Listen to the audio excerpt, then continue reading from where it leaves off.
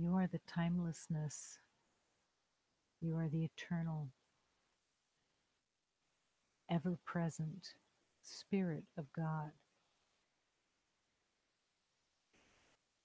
Even as the world celebrates that this is a new year,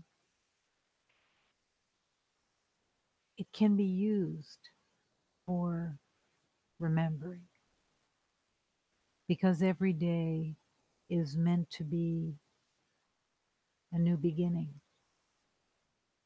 And when you touch into that at the beginning of what seems like the next year, it's identified that way. And within that identification, you enter into the agreements with the world, making resolutions or looking at how to begin again now. But use it through the Holy Spirit. Use time for remembering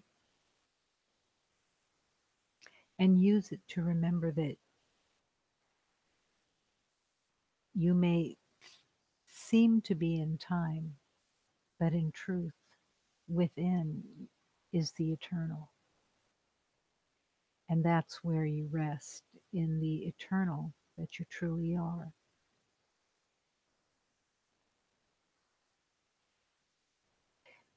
Almost everyone has experienced a sense of dread for the future.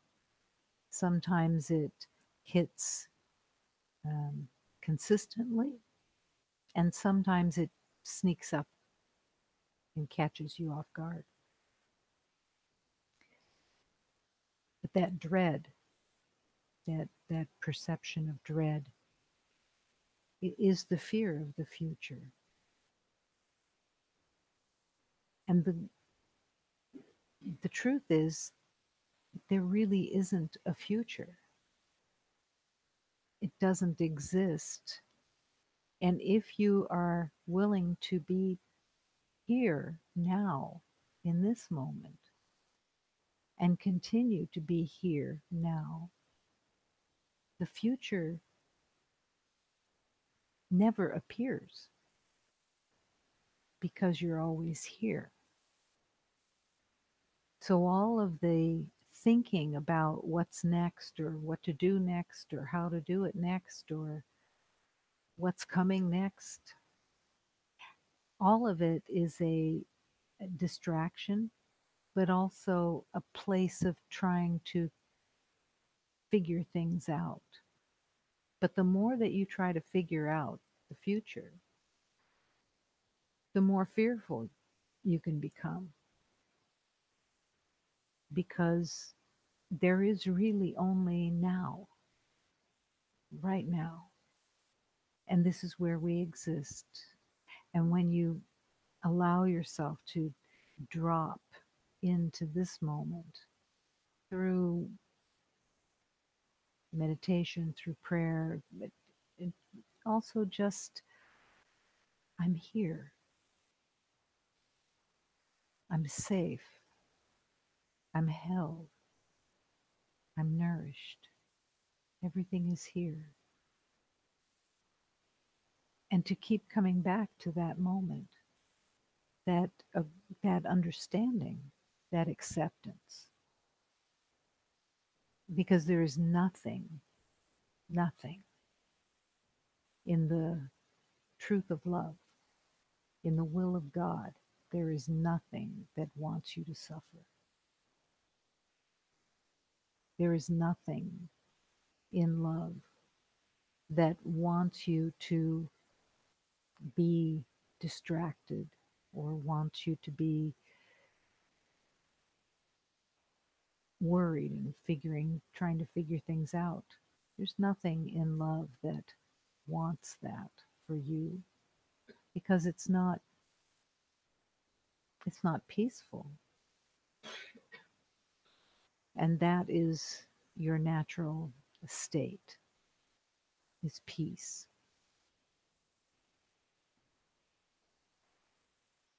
So every day, every moment, just to be here, right in this moment, is the learning. And even if you can only be here for 2 seconds, sometimes that's all there is within the mind that can stay away from thought. But even if it's for 2 seconds, you'll receive a deeper awareness. Oh, it's nothing. Being here now is not a mysterious kind of place.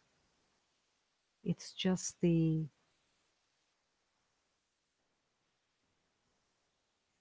cleaning away of everything that isn't here.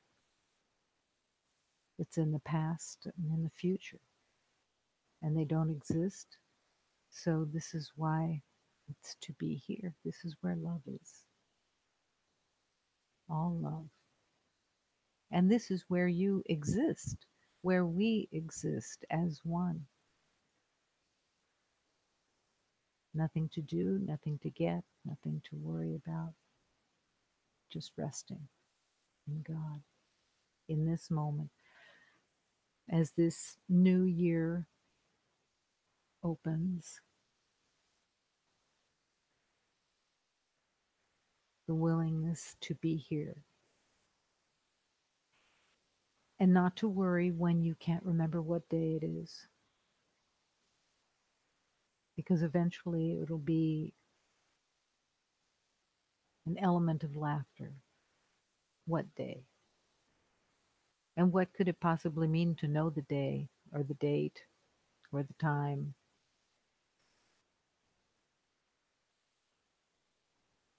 It comes when it needs to come, and it falls away when it has no help in it.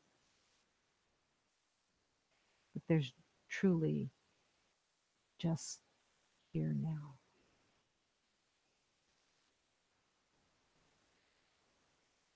When the mind starts to go to tomorrow,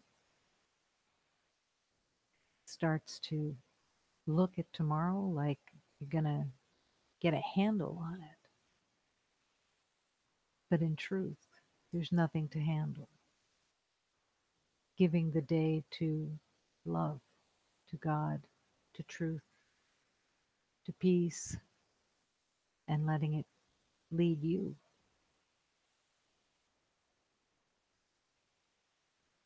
I'm here only to be truly helpful. Is the remembering that to be helpful is to live within the laws of God,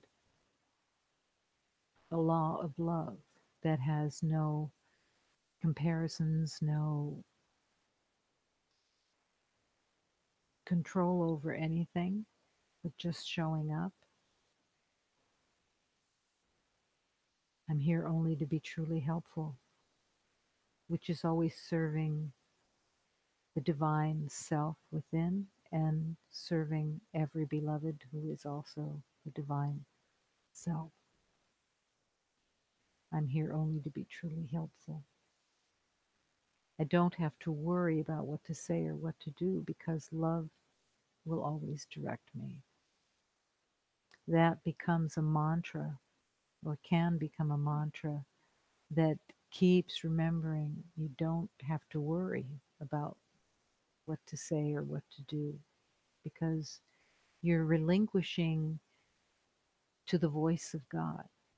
You're relinquishing to the guidance of love, and there's nothing to have to hold on to.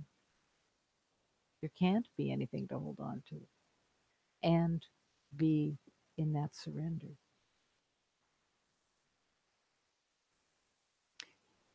For quite a long time, I would be shown that having guides was like having a concierge, that a concierge was there to direct and make sure that you go in the right direction so that everything is as easy and perfect as possible. Brings you answers that help you make the next step. Your guides are always at your beck and call. Always. Always right in that connection. Who walks with me? All of love. All of love.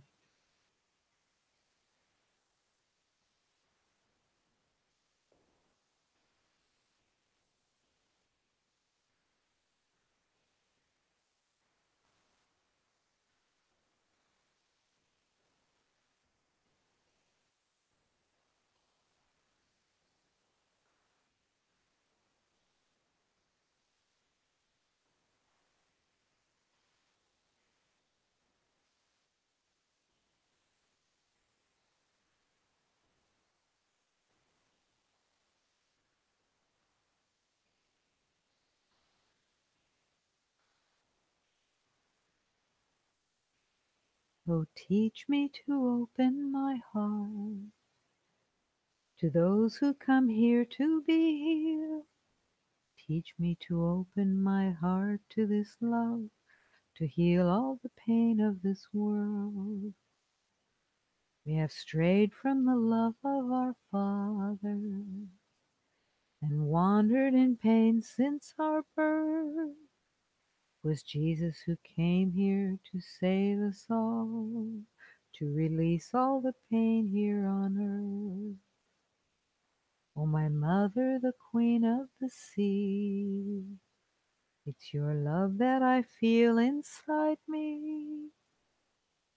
Teach me to love from the depth of my heart, to heal all the pain that I see. My Father is here with his love. He shows how to care for us all. He loves everyone who has come to this path, all those who have answered the call.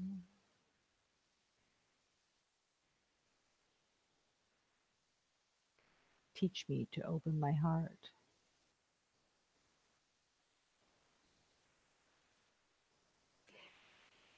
When you ask that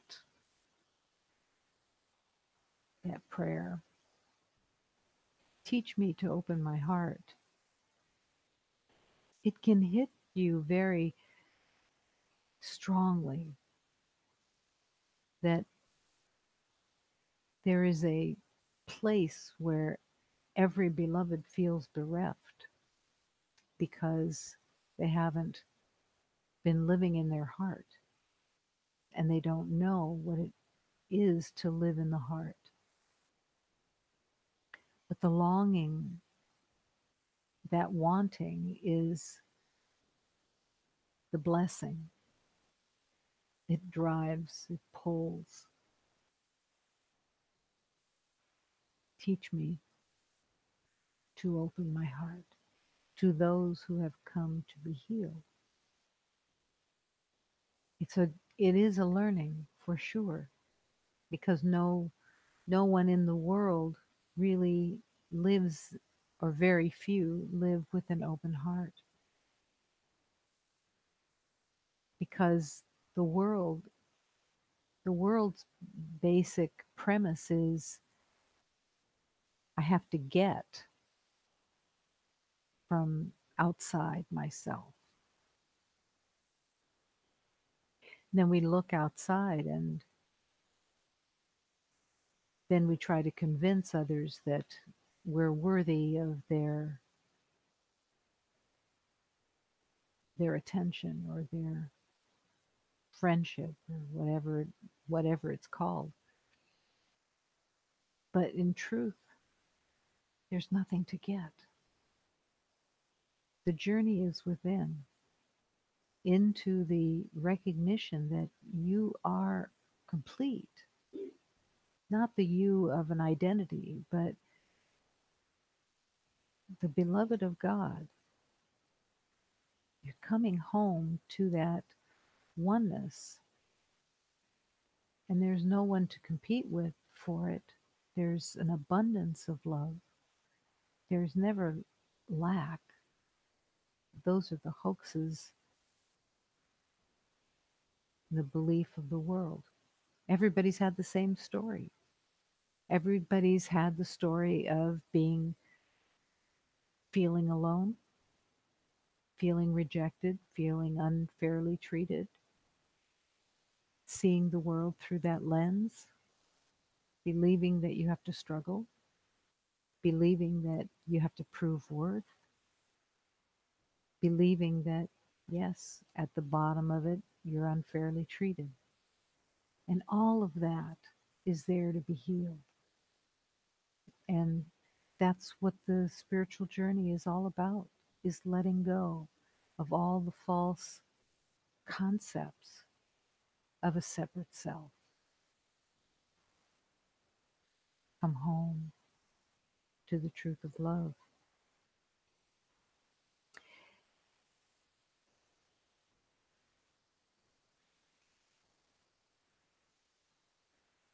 Song to my soul, my spirit.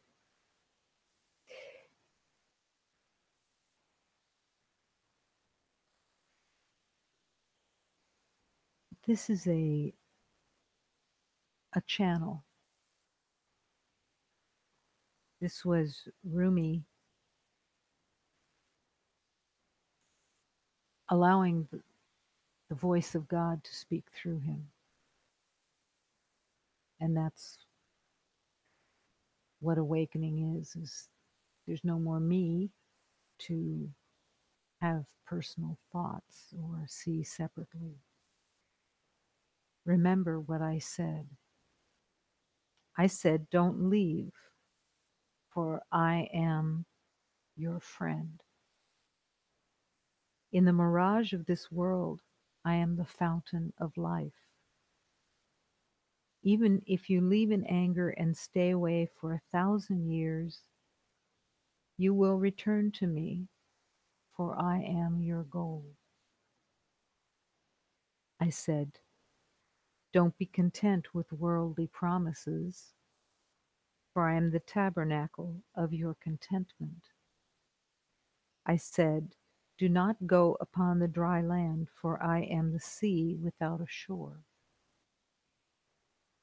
I said, O bird, do not fly into the hunter's net. Come toward me, for I am the power that moves your wings, that lifts you through the sky. I said, they'll capture you and put you on ice.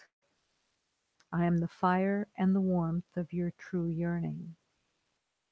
I said, they will cover you with water and clay, and you will forget that I am your taintless beginning. I said, no one can tell how my work will manifest, for I create the world from all sides. Let your heart's light guide you to my house. Let your heart's light show you that we are one.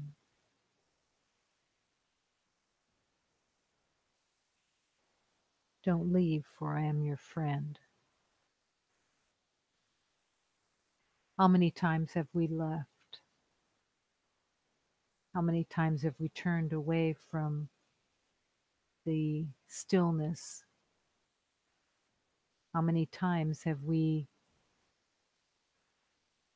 had a self imposed inner argument of, I will do it my way?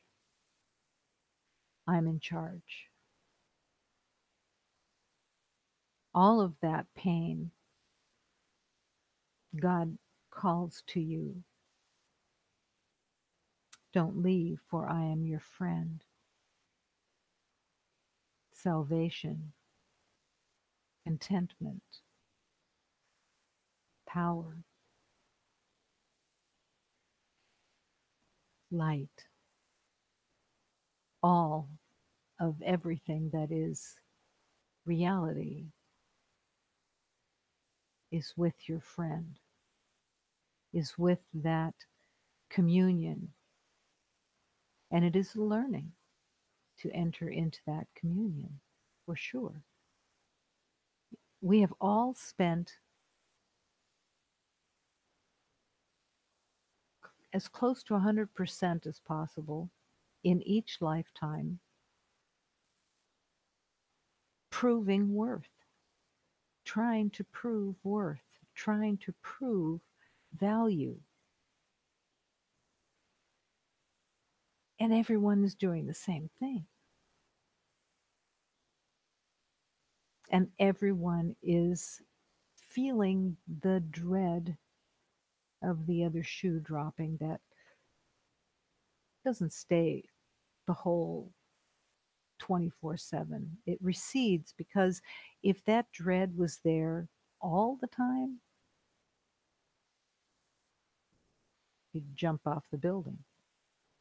So it judges how much you can take. But in order for that to occur, there has to be the agreement that pain is acceptable. It's what we deserved in some way. Then you judge yourself and you look to see why suffering is necessary or why does it occur. And God is calling you. He's your friend. And in order to embrace that always present communion, you accept the friend. You welcome the friend. And you allow the friend to lead you. You allow the friend to teach you what you forgot. Learning isn't because you're stupid or ignorant, it's because you forgot. You went to sleep. There's a beautiful passage of teaching that says, referring to the symbolic Adam and Eve, that they were quoted as falling into a great sleep. And nowhere does it say they woke up. And that is the beginning of the trance, symbolically. It is a waking up into love. And it comes through the rejection of everything that's not love.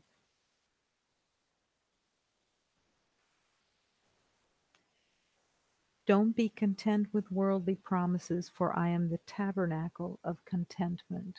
I can completely promise you that the tabernacle of contentment is a real place. It's a fact.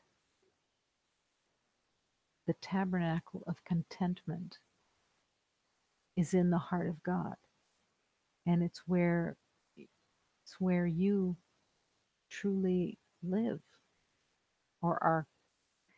It's where you really exist. It's your joy. It's your peace. It's your contentment. It's your trust. It's your reality. And you're being called to come home. Come home. Come home.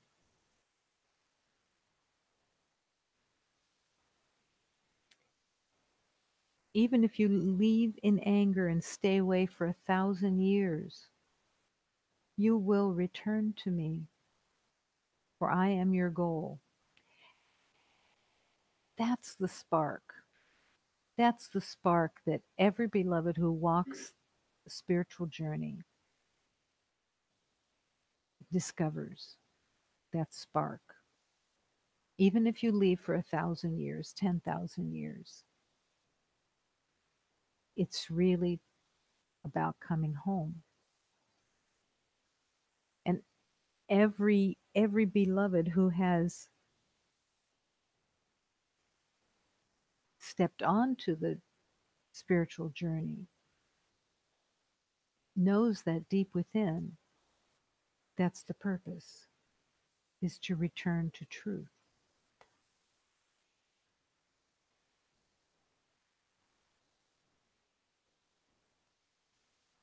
I've said many times that all during this lifetime, I would say a lot. It would always come back to that secret place that I would talk to myself. And the, the depth of it really would be, this can't be right. This can't be. This makes no sense. And why would I go or want to go back to God if God is the maker of pain and suffering? I already got the t-shirt. That can't be the answer. So the answer has to be that the truth of God is love. And that when we stepped away in our minds, in our ideas, we forgot. It is truly a waking up.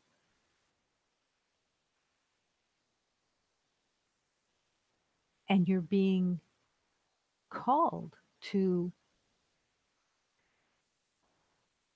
turn away from the pain, turn away from the belief in suffering.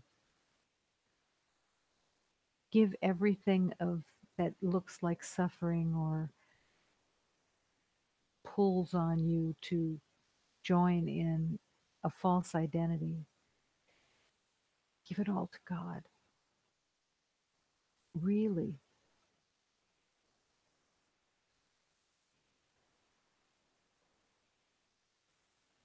The the disowning of suffering, of the belief of suffering, is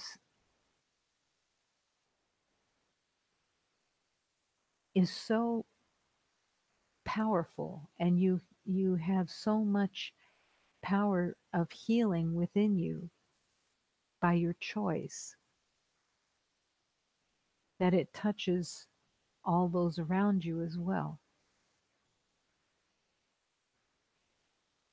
But you don't have to do anything actually, but only be willing to reject the lies of the mind. You don't have to make sure they get out. You just have to be willing to reject them and to not invite them. The ego's relationship with everyone is can be identified in one way. Why do we keep going back to pain and suffering? Why do we let our minds wander into grievances or difficulties or whatever the mind wants to do? There's no there's no help there, there's no truth there. And it's to turn and disown. It isn't God's will for you to suffer.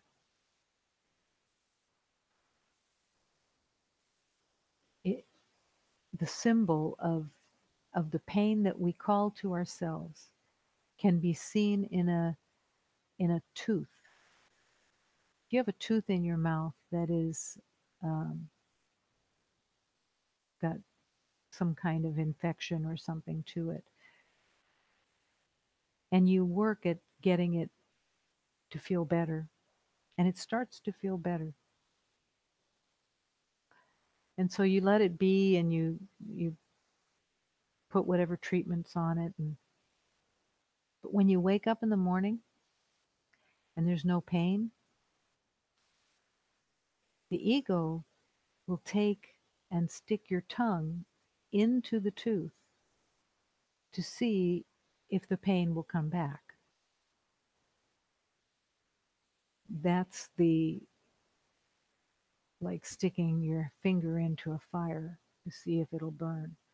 But that's the ego's purpose. The ego's purpose is to hold separation as real and everything that that includes, pain and suffering, the belief of scarcity, the belief of enemies, and the belief of time at the center of it all.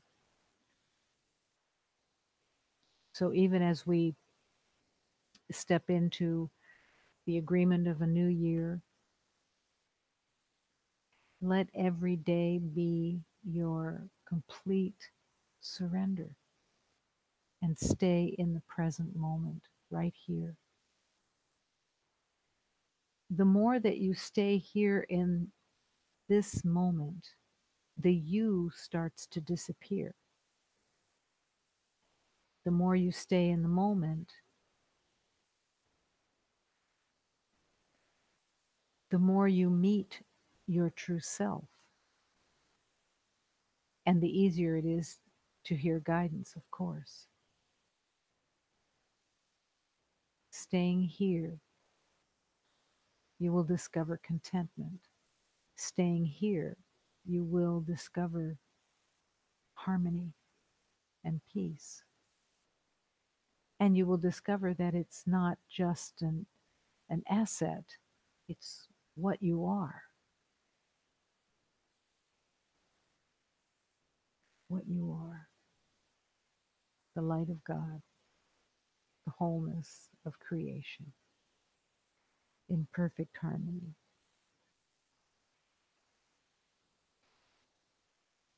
Even if you leave in anger and stay away for 1,000 years, you will return to me, for I am your goal. It's just love. Thank God. Only love is real.